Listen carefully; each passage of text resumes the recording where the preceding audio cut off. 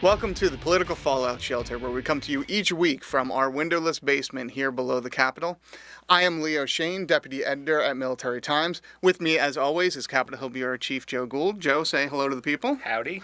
And with us this week for a change is one of the top aviation reporters in the country, Val Insinna. Val with Defense News, welcome. Welcome to the Political Fallout Shelter. Yeah, thank you for having me. So, Val, we've been following your stuff, as we always do. You've been traveling all over the world on a lot of different issues here. So we wanted to have you in this week while Congress is out to sort of talk about a broader look at a lot of the aviation things going on and some of the bigger stories. And one that I know you've been following is the F-35. I just found out that's actually a plane and not just a pejorative that people use when they're talking about boondoggles. So yeah, I mean, you hear all the time people being like, "You're such an F-35," right, like, exactly. "You mother F-35." So look, I know, but the plane for the first time was used in combat recently, and this is a pretty spectacular milestone. So now everything's fixed, right? Everything's great and everything's wonderful with the program. Yeah, I mean, not so much. It's definitely a historic milestone. The fact that the Israelis felt comfortable enough with the aircraft to use it in combat after, really just standing up their squadron late last year is, a good show that they feel like this thing really can do the job. But at the same time, Israel always flies its aircraft into combat way sooner than the U.S. does. So I don't really think that you can necessarily say that, the United States is going to start using its F-35s in the Middle East, to fight terrorists. I don't think that's going to be the case, and you can definitely not say the problems are over. So where are we right now? Because I think most of our folks who are watching this or listening to this sort of know the F-35 in abstract as this very expensive plane that Congress is always complaining about, that always seems to be the butt of some joke. What's the situation in the military right now? Is it ready? Is it on good footing? Where are we? Well, I mean, it's like an easy question with a really complicated answer. Because, I mean, do you though? There's so much tied up in this aircraft. When you talk to the pilots love it. They love flying it. They really see a lot of benefits that come with it being very stealthy, with the sensor fusion, which means that it, can take all of its cameras and radars and mush them all together to provide this picture where you have much more accuracy to see where adversaries are. They love that. But, they're still expensive planes. Sustainment is still an issue. Making sure spare parts are available across the enterprise is still an issue. There's a logistics system that's meant to help with mission planning and ordering spare parts and, helping the maintainers walk through all of their maintenance. And, that's still having a lot of problems as well. So, it's doing better with caveats, I guess. Yeah, I was going to say, to your point about sustainment, I think what we saw with the new Senate Armed Services Committee approved defense policy bill, I mean, they kind of tapped the Pentagon on the shoulder about the sustainment issues by slicing two planes from the plan buy. There were going to be 77, and they're saying, we'd like you to buy two fewer of the F-35, and we want to move that money into just the area that you're saying has problems: spares, sustainment. I mean, do you think that's gonna? But I'd ask you, do you think that's gonna have an impact? What is it? And also, we know that the House bill does not do that. The House bill fully funds the president's request. I mean, does two really make a dent? Is it gonna send a message, do you think? Well, I mean, two planes, at this point, one F-35A costs around $95 million.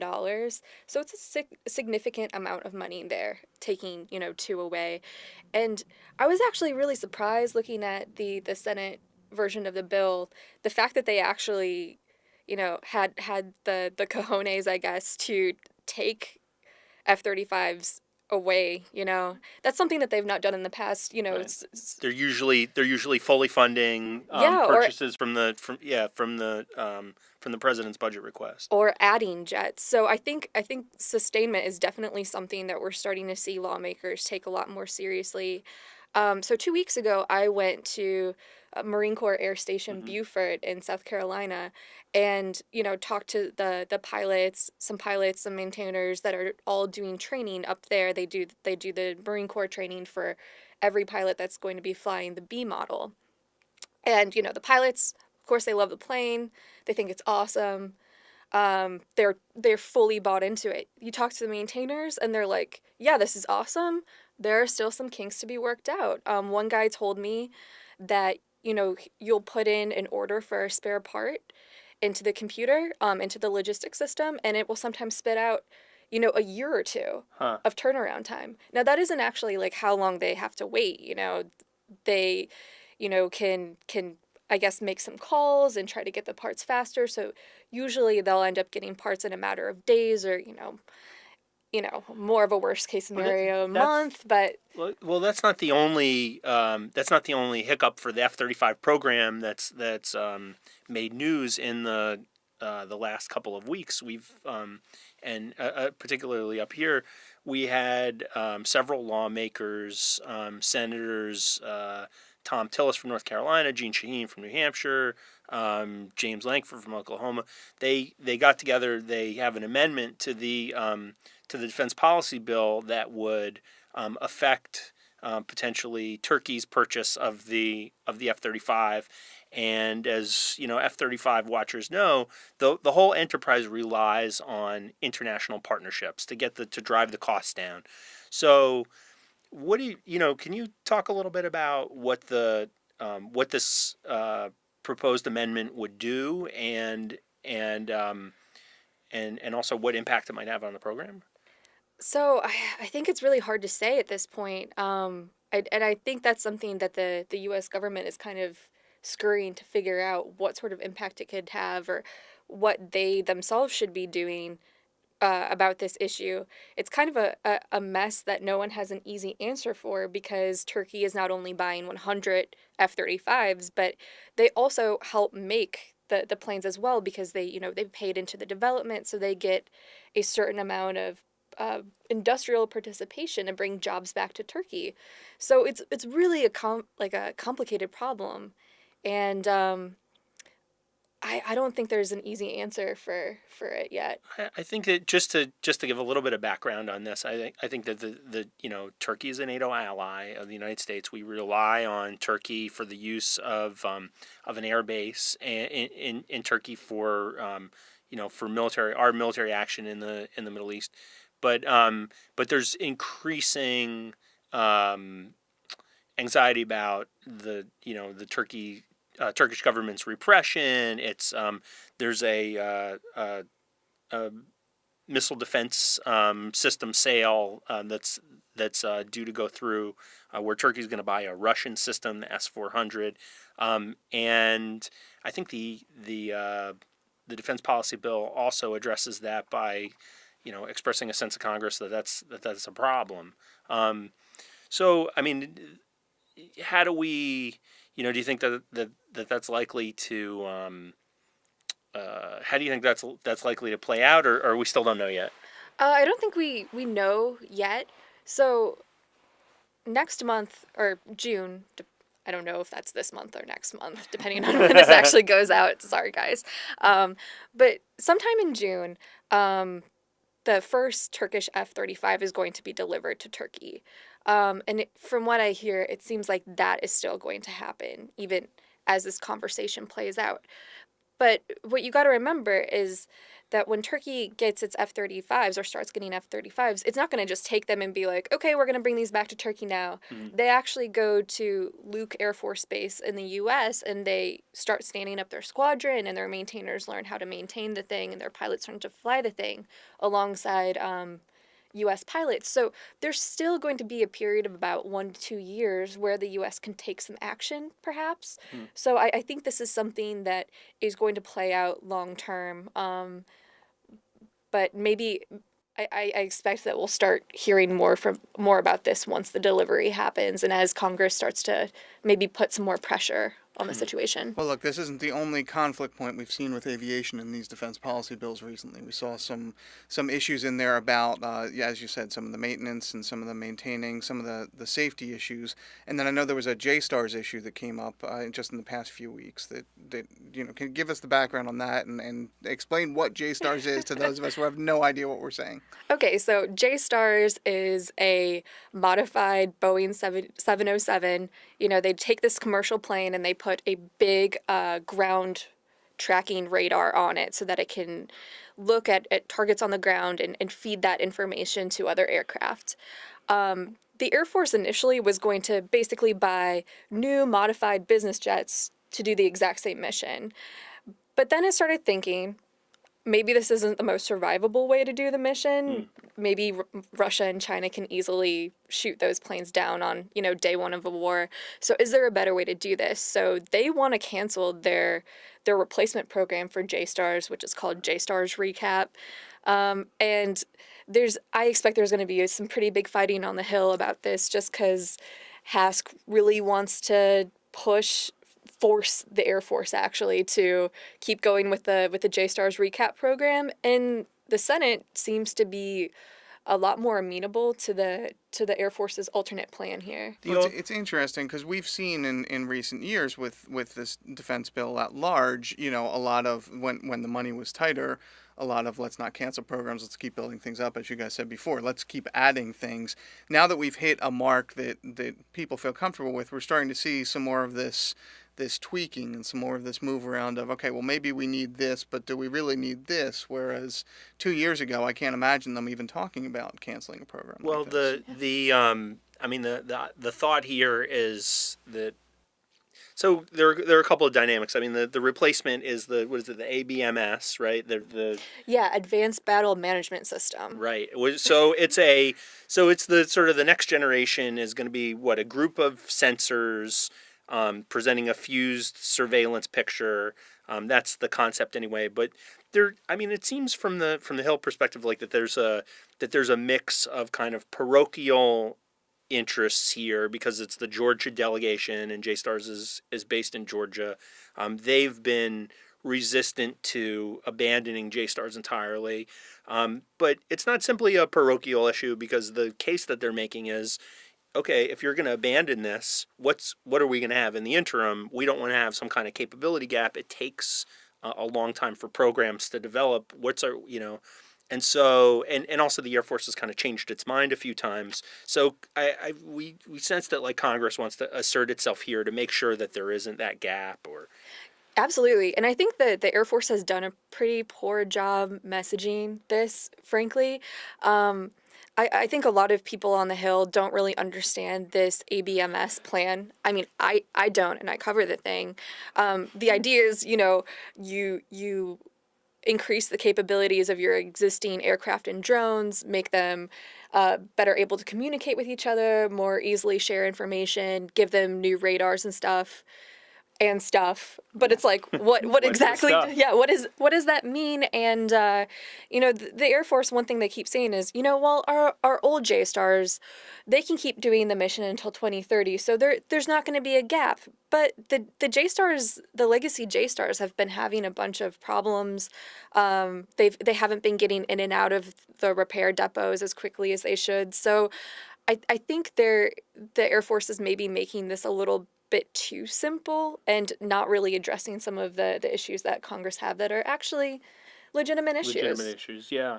Well, so to Leo's point, I mean, this is we reported this week that there are several different programs where there's a potential fight between the House and Senate over the House and Senate negotiators over differences in the defense policy bills when it comes to aviation. The next one on the list is the KC-46, the tanker aircraft, and I think it's again it's a difference of maybe one aircraft. Yeah, one plane. Yeah, but again it's the sort of tap the Air Force on the shoulder and say something to them. Talk to us about the KC-46. It's got some problems, and the Senate seems to be saying, get it together. Yeah, absolutely. It definitely sends a message. Last year was kind of interesting because the same problems were still going on with the KC-46, but Congress added 3 planes. Which was really, really like a strange choice for me. So it seems now maybe they're taking their oversight role a little bit more seriously. There are a lot of issues going on with this program. Basically, Boeing is under a fixed price contract, which means that the government has agreed to give them a certain amount of money to develop this thing. And if they go over, they have to pay for it themselves. So it's a really good deal for the taxpayer. We haven't had to shell out, our money to help pay for the problems on this thing. But the company was supposed to deliver 17 aircraft last year to the Air Force. And they still haven't done it. Right. And they got dinged to the tune of like $3 billion, right? They had to pay a fine to the government for about $3 billion. And you wrote about there's a significant issue with the aircraft having to do with the boom. So like if you've ever seen a picture of these things, there's one plane, there's a boom, it goes into the other plane, to refuel it. But there's some kind of problem with the sensor system so that the boom doesn't exactly that they can't get the boom to line up. That seems like a pretty significant issue. Yeah, it's something that Boeing says that they can fix by updating their software so that when the boom operator is actually maneuvering this rigid hose into an aircraft's receptacle, that they'll be able to see it more clearly and better be able to direct it without potentially scraping the aircraft. That sounds bad. Yeah, it sounds bad, especially when you've got F-22s or B-2s or F-35s that have a very expensive radar-absorbing coating on it. You don't want to ding that. Yeah, and if it's a tanker aircraft, I mean, it's got to do its job. Get the fuel from one aircraft to the other. I mean, I learned in your reporting that in other tanker aircraft, there's like a little guy, right? Or there's a little space for a guy. I don't know if the guy is little to fit in the space, but there's a little space where a guy goes into like a pod and directs the thing by hand. But the difference is that this has like a giant SUV with like a rear view camera. This has a set of cameras, but the camera doesn't work to get the boom in. So anyway. I mean, the camera works. I don't want to like throw it completely under the bus, but there are certain I guess lighting conditions if the sun is setting and you're turned a certain way where the shadows just kind of play around and you cannot see as good as you should be able to. So Boeing's gotta fix that, or else the Air Force probably isn't going to accept those tankers. And Boeing is adamant that they're going to be able to deliver, the 17 that they're supposed to by the end of the year. But the Air Force doesn't actually believe that's going to happen, which is really troubling. Troubling or hilarious. That's where we're at right now. Val, let me throw one curveball at you. We had Tara Kopp, our Pentagon reporter, here a couple weeks ago talking about all the aviation mishaps and the problems going on. You said you've just been out talking to some of the pilots, talking to some of the logistics folks. What's the attitude right now? Is there concern? Is there a morale issue? I know there's a lot of issues with recruiting and retention. There's a lot of issues with the older aircraft. I mean, what's the sense you got from folks on just the state of military aviation? That's an interesting question, and maybe not one that I've maybe posed to airmen or pilots, maintainers as much as I should have either, because I'm a tech nerd.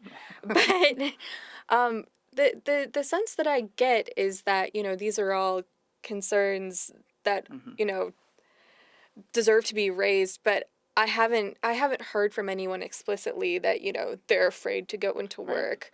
But then again, when I talk to them at these bases, there's usually a public affairs officer standing behind me. So are they going to be like, oh yeah, let's talk about maintenance, Valerie. Also, I feel really unsafe with my job, But you have looked at maybe not the mishaps in the same way, but you have looked at sort of like physiological episodes and I mean, but that's a pretty big mystery. Like what's happening? Why is it happening? Yeah, nobody knows. There's the Navy, the Air Force are both doing a bunch of studies. They're trying to figure out better ways so that pilots can measure how they're doing up in the air, make sure that they're not losing oxygen in their blood, things like that. Take a step back. I mean, pilots are losing consciousness in flight. Like, that's scary. I mean, I don't think it's gotten necessarily to losing consciousness, but they're feeling faint, they're feeling lightheaded. They're not getting enough oxygen to their blood, or they're getting too much carbon dioxide or not enough. And all of this creates a sensation that you're going to pass out. And then when you pass out, you're probably not going to make it. That's a huge problem. But it's really hard to determine what is causing this, because the same symptoms can kind of correspond with different causes. There could be pollution, air pollution, as oxygen is being filtered through the system. There could be too little oxygen, going into someone's bloodstream, and that could happen because of technical reasons, and it could happen just because maybe they're feeling uneasy, and it's a psychological thing, perhaps. Well, there's a physical, I mean, maybe folks don't think about it, but there is a physical strain that happens to pilots while they're piloting these aircraft that are like really pushing the boundaries of physics, and that's, but what we've seen is in the House Armed Services version of the NDAA, they've included a commission that would study mishaps, but also physiological episodes. We haven't seen corresponding language in the Senate bill, but I don't think there's any reason to believe that there's going to be pushback on the Senate side. I think this is just me speculating here, but I feel like that's a provision from the House bill that's likely to last through the through the final bill. I totally agree. I think what I would maybe keep an eye on is, I think the House threw in some extra money for technologies that maybe could help figure out what's going on, do some diagnostic sort of stuff. And I would be interested to see whether that sticks, because, money is hard to there are a lot it's of got to come from somewhere. Yes, if you're paying for something in one place, it's taking money away, and somebody may want that money for something else. Absolutely. Possible. Yeah. Well, look, finally here, since we've got you here, since we're talking about aviation, since you've got, since you're a professed tech geek here with this stuff, what's the coolest military flight you've been on? What have you been able to see and actually get into? So I probably have done fewer flights than you would think. You're missing opportunities. I know. Hey, call me up. I would love to fly in all of your aircraft. But maybe the coolest thing I've ever flown in, and this is not like a promotion for this particular aircraft, but Lockheed's version of the TX, which is a trainer jet, but it's actually more of like a light fighter, got to fly in that. So did a bunch of my colleagues at Aviation Week or Defense One. A bunch of us got to go out and fly in this thing and kind of put it through its paces. And because it is sort of like a light fighter, you get to feel all of those bodily sensations, doing like barrel rolls and high G turns, and it definitely tires you out. But we kind of had a competition about how many G's did you pull? So I did 7.6. So I almost won, but Laura Seligman from Aviation Week went after me. We don't talk about the competition here. Yeah. Joe, how about you? What's the? It's not so much cool, but just I feel a little sentimental about it. When I was at Army Times some years back, I went to Haiti maybe about a month after the earthquake in 2010, and the country was just absolutely devastated.